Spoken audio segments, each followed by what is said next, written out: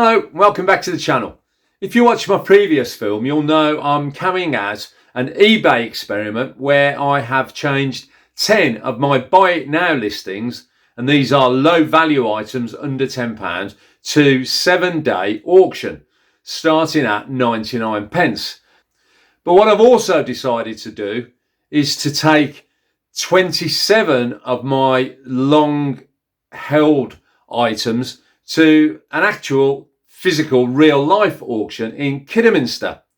It'll be an interesting comparison between the eBay auction and the real life auction.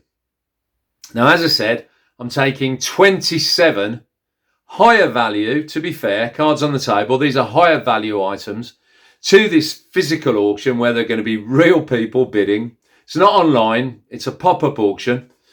And I'll be quite honest with you, I am expecting to lose money. A lot of these items I purchased when I was first starting out buying stock. So I've actually had some of these items for years and years, and some of them I haven't even listed on eBay. Now, they're all items that I'm not prepared to ship, dispatch, send in the post, however you want to describe it, because they're either too big and it would cost too much money for the buyer. They just wouldn't pay the shipping cost. They're fragile, in other words, glass, no ceramics. Oh, one ceramic, I think.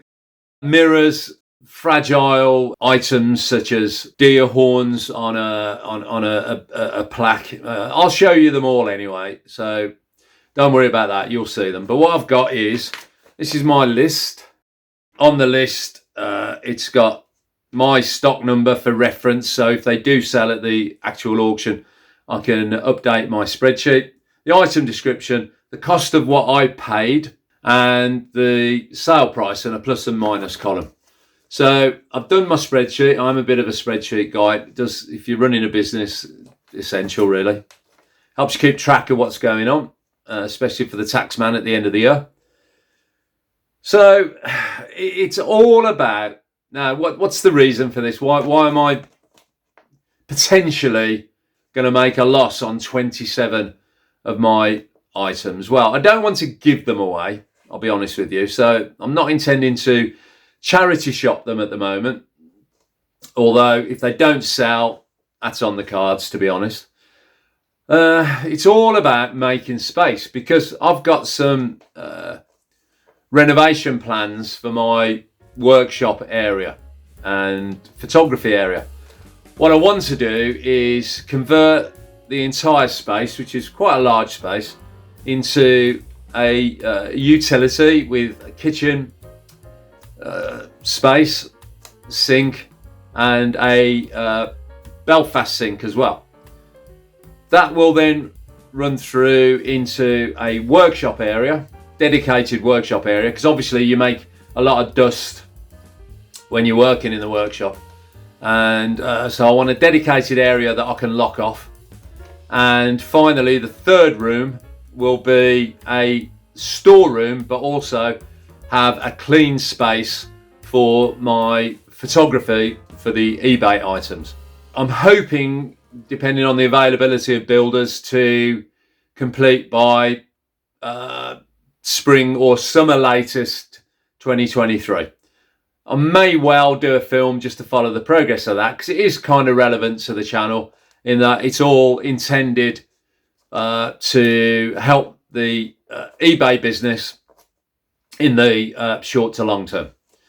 So I will do a film following up on the progress of that. He says. That's what I'm planning to do anyway. Never believe a YouTuber. Am I a YouTuber? Oh, I hate that expression. I make content that I hope you find interesting. So you can trust me.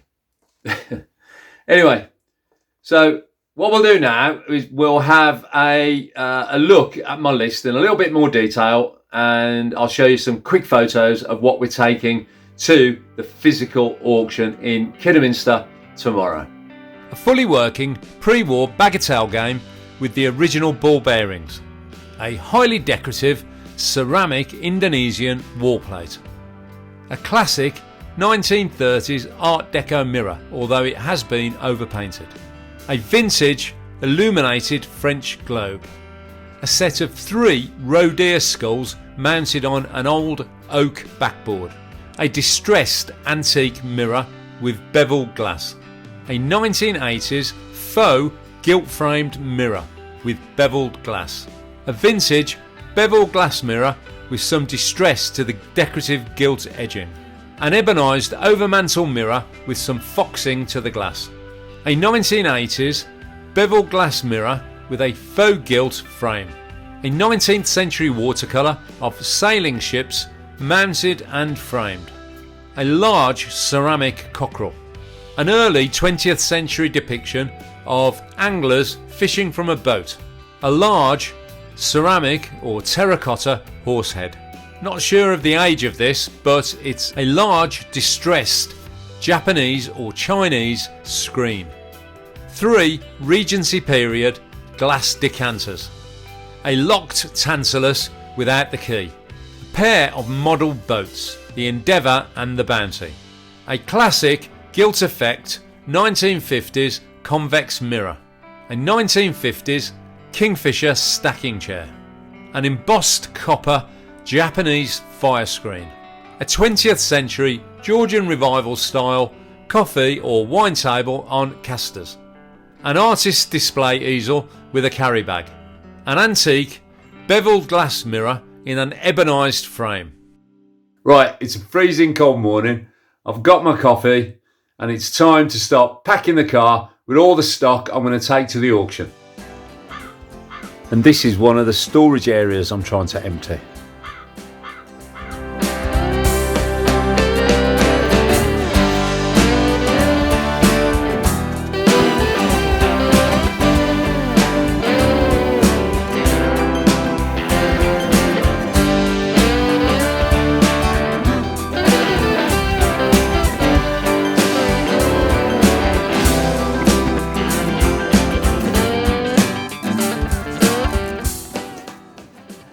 This is the point I was beginning to wish I hadn't swapped my van for an SUV.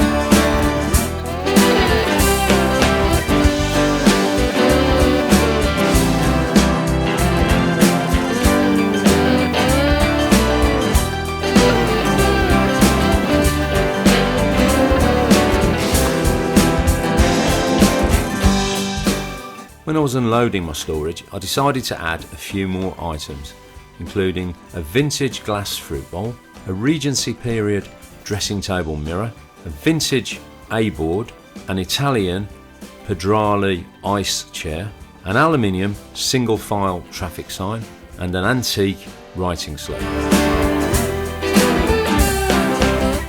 Right, that's everything packed. Now we're off to Kidderminster.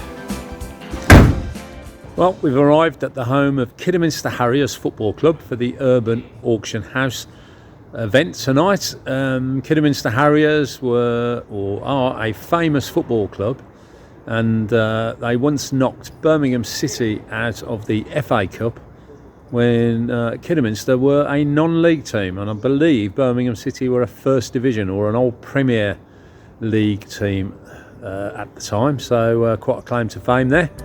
Kidderminster Harriers were in the Football League at one point, which meant they were fully professional. But since then, they've been relegated into non-league football.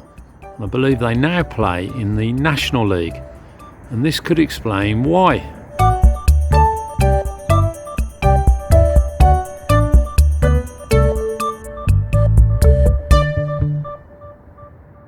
So let's head inside and see what the setup is.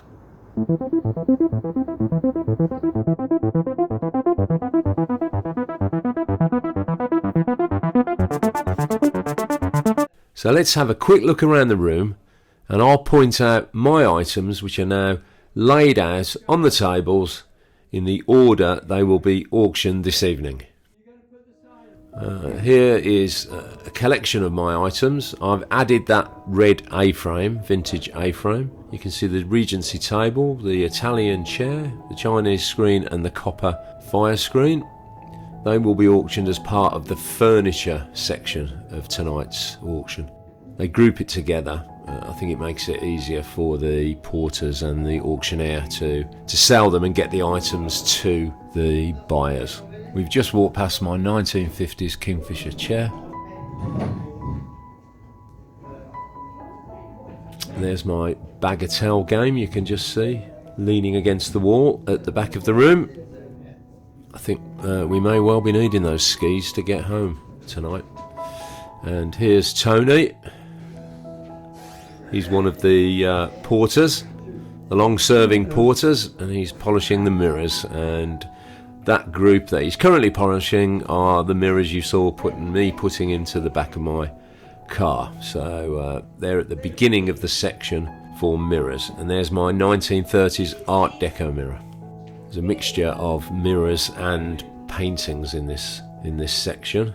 Some very nice items. Now, it's strange, that mirrors do not go for a lot of money at all. Sometimes it's difficult to give them away. I don't know why. It's one of those things that people need, but they don't seem to sell for a lot. So I'm not expecting to make any money at all on the sale of my mirrors, and it's one of the areas I'm anticipating a loss. Here we have a trendy Father Christmas, that time of the year. I bet you're all wishing you've got that in your front garden.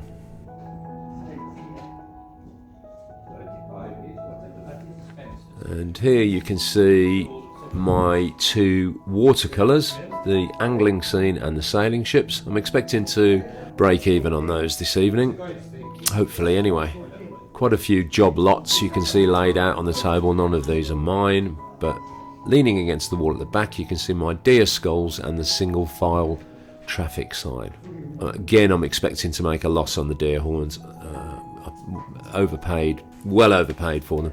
And there is my easel in the carry bag. You can also see my Tantalus and the 3 Georgian decanters which have been put together in one lot, and also the vintage French globe. I added that writing slope, and we just whizzed past the 2 model sailing ships. 1 2 2 2 2 1. There's Gavin testing his audio equipment. Gavin is the auctioneer and director of the company, and he runs the whole evening once the auction starts. Oh yeah, just in the background on the stage you can see my ceramic terracotta horse head, and on the table, we're just going past it now, is my ceramic cockerel. Again, I'm not expecting to make any money on these. They will definitely be a loss because I overpaid for them years ago. More job lots and a massive Star Wars Stormtrooper. If you're thinking of starting out in the business and you don't want to spend a great deal of money, then acquiring these job lots at an auction is a good way to make that start, especially if you don't want to risk too much money. You can pick up some of these job lots for a couple of pounds, and obviously as a dealer you'll be selling the items individually, so the profit margin is quite considerable. I think perhaps I should start buying some of these job lots, but to be quite honest, I don't really have the time to nickel and dime them. And there is my Indonesian terracotta plate and a glass bowl, vintage fruit bowl that I added to the list as well. And finally, on the bench you can see my Regency period mahogany gilt mirror and my 1980s faux gilt bevel-edged mirror. And by the look of it, Dolly Parton approves of the items in tonight's sale. But before the auction starts, time for a quick bite to eat. A low-fat, low-calorie, antique dealer's health food breakfast. Right, there's an hour to go before the start of the auction. And it's strange, but there's always a little bit of adrenaline going, especially when you're selling items at the auction, you're wondering what you're going to get, whether you're going to make a profit or a loss. So yeah, there's always that little bit of adrenaline going and a bit of excitement. So we're fast approaching the start of the auction. The room's filling up with buyers now, and it looks like it's going to be a busy evening with in excess of 350, almost 400 lots going through. And I've been asked to make a special mention for Claire, who spent all evening putting up the Christmas decorations. So there you go. That's all the preparation complete. Join me next week to find out if I make a profit or a loss. Please like, comment, share and subscribe to support the channel and to spread the word about antiques, vintage and collectibles. If you are a new subscriber, please let me know where you're from in the world and I'll add you to our digital subscriber list, which you should see scrolling across the bottom of the screen as I speak. As ever, take care, stay safe and I'll see you next time.